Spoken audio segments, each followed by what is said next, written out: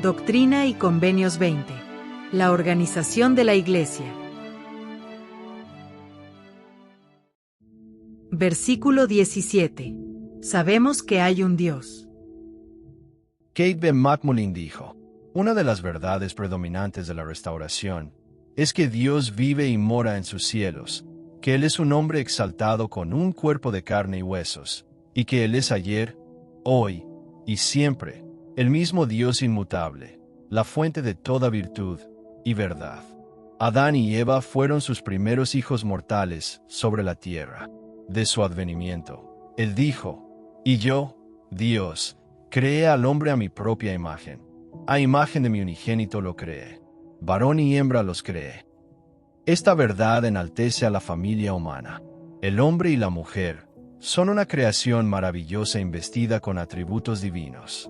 Al momento de la creación, Dios puso en Adán y Eva la divina capacidad de tener hijos, semejantes a ellos.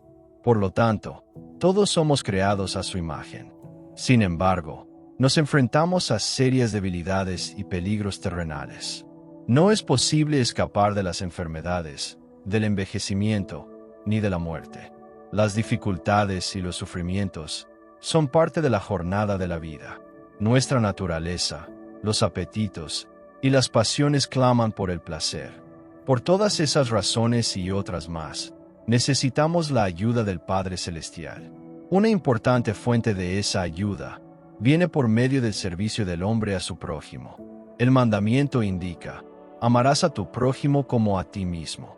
Puesto que todos somos hermanos y hermanas, todos constituimos el prójimo, aunque a veces estemos separados por la distancia, la cultura, la religión o la raza.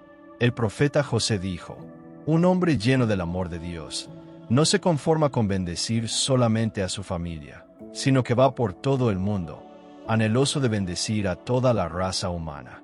El Señor nos dio el ejemplo, porque Él hace lo que es bueno entre los hijos de los hombres, y a nadie de los que a Él vienen desecha, sean negros, o blancos, esclavos, o libres, varones, o mujeres.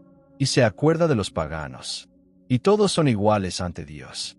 A fin de proveer para otras personas a la manera del Señor, nos esforzamos por cuidar de nosotros mismos, y nos sacrificamos para ayudar a los necesitados. El pobre trabaja por lo que recibe, y también busca el mejoramiento de los demás. Este modelo ha estado con nosotros desde el principio. Versículo 26. Los que creyeron. De Todd Christofferson dijo, por motivo de que creemos que Jesucristo es el Redentor, también aceptamos su autoridad para establecer las condiciones, mediante las cuales podemos recibir la gracia de Cristo. De no ser así, no nos interesaría bautizarnos por los muertos. Jesús confirmó que estrecha es la puerta y angosto el camino que lleva a la vida. Expresamente dijo, el que no naciere de agua y del Espíritu, no puede entrar en el reino de Dios. Eso significa que debemos arrepentirnos y bautizarse cada uno en el nombre de Jesucristo para perdón de los pecados, y recibir el don del Espíritu Santo. A pesar de que Jesucristo fue sin pecado, Él fue bautizado y recibió el Espíritu Santo para testificar al Padre que le sería obediente al observar sus mandamientos, así como para mostrarnos la angostura de la senda y la estrechez de la puerta, por la cual debemos entrar, habiéndonos Él puesto el ejemplo por delante. Y dijo, a quien se bautice en mi nombre, el Padre dará el Espíritu Santo, como a mí. Por tanto, seguidme y haced las cosas que me habéis visto hacer. No se hacen excepciones. No se necesitan. Cuantos creyeren y se bautizaren incluso por medio de un representante, y perseveraren con fe hasta el fin, serán salvos, no solo los que creyeron después que Cristo vino en la carne, en el meridiano de los tiempos, sino que todos los que fueron desde el principio, sí, todos cuantos existieron antes que Él viniese. Por esa razón, el Evangelio también se predica a los muertos, para que sean juzgados en carne según los hombres, pero vivan en espíritu, según Dios. Versículo 30. La gracia de nuestro Señor. Craig Cardone dijo, el Señor siempre está interesado en nuestros corazones, y la fe falsa racionalizada no justifica el pecado. Su compasión y su gracia no nos justifican cuando nuestros corazones no están satisfechos. Y no obedecemos la verdad, antes nos deleitamos en la iniquidad. Más bien, después de hacer todo cuanto podamos, su compasión y su gracia son los medios por los que, con el transcurso del tiempo, vencemos al mundo a través del poder habilitador de la expiación. Al procurar con humildad ese precioso don, las cosas débiles se hacen fuertes para nosotros, y por medio de su fortaleza, somos capaces de hacer lo que nunca podríamos hacer solos. El Señor considera la luz que hemos recibido, los deseos de nuestro corazón y nuestras obras, y cuando nos arrepentimos y procuramos su perdón, Él perdona. Al pensar en nuestra vida y en la de nuestros seres queridos y conocidos, debemos estar igualmente dispuestos a perdonarnos a nosotros mismos y a los demás. En una conferencia durante los primeros días de la Iglesia, el Señor dijo a los miembros: «En verdad os digo que os halláis limpios, mas no todos, porque toda carne se ha corrompido delante de mí.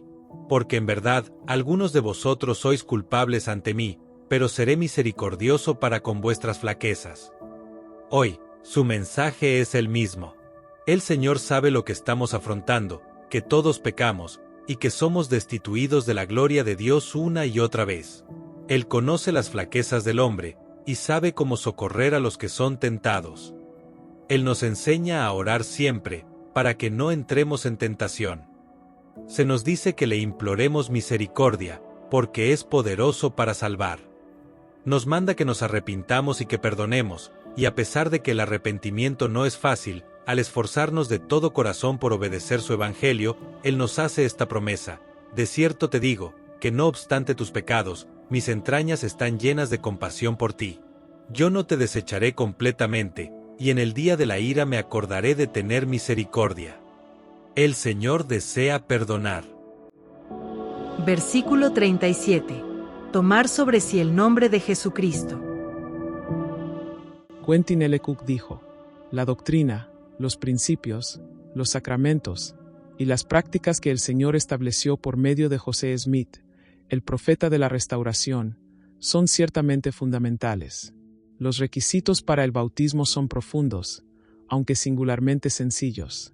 En esencia, abarcan la humildad ante Dios, el corazón quebrantado y el espíritu contrito, arrepentirnos de todos los pecados, tomar sobre nosotros el nombre de Jesucristo, perseverar hasta el fin, y manifestar mediante nuestras obras que hemos recibido del Espíritu de Cristo. Es significativo que todos los requisitos para el bautismo son espirituales. No se requiere el éxito económico o social. Tanto el pobre como el rico tienen los mismos requisitos espirituales. No existen requisitos relacionados con la raza, el sexo o el grupo étnico. El Libro de Mormón pone en claro que se invita a todos a participar de la bondad del Señor, negros o blancos, esclavos o libres, varones o mujeres. Todos son iguales ante Dios.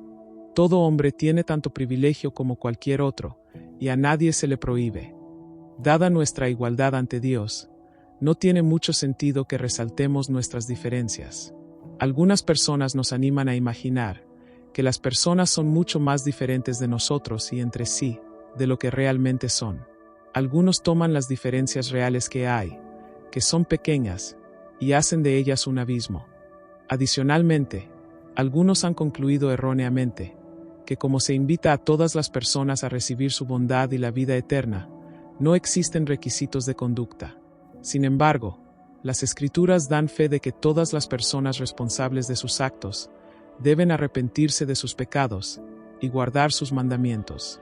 El Señor aclara que todos tienen albedrío moral y son libres para escoger la libertad y la vida eterna por medio del gran mediador de todos los hombres, y escuchar sus grandes mandamientos, y ser fieles a sus palabras, y escoger la vida eterna. A fin de recibir las bendiciones de la expiación del Salvador, debemos hacer uso de nuestro albedrío moral afirmativamente, para elegir a Cristo y obedecer sus mandamientos. Versículo 38. El deber de los élderes. De Todd Christopherson dijo: «Hace años, el presidente Boyd K. Packer dijo, el sacerdocio es mayor que cualquiera de sus oficios. El sacerdocio no puede dividirse. Un élder posee tanto sacerdocio como un apóstol. Cuando un hombre recibe el sacerdocio, lo recibe en su totalidad o plenamente. Sin embargo, dentro del sacerdocio hay oficios, divisiones de autoridad y responsabilidad. Algunas veces tenemos la tendencia a considerar un oficio como mayor o menor que otro.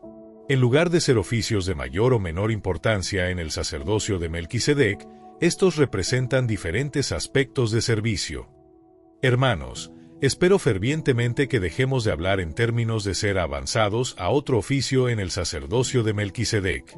Los élderes seguirán siendo ordenados sumos sacerdotes, cuando se les llame a formar parte de una presidencia de estaca, un sumo consejo o un obispado, o en otras ocasiones, según lo determine el presidente de estaca, mediante devota consideración e inspiración.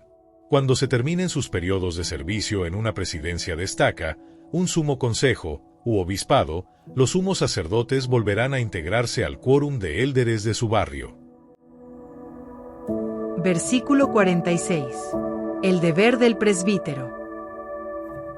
Dale G. Renlund dijo: para que los propósitos del Padre Celestial se cumplan, el poder expiatorio de Cristo tiene que ponerse a disposición de los hijos de Dios. El sacerdocio proporciona esas oportunidades.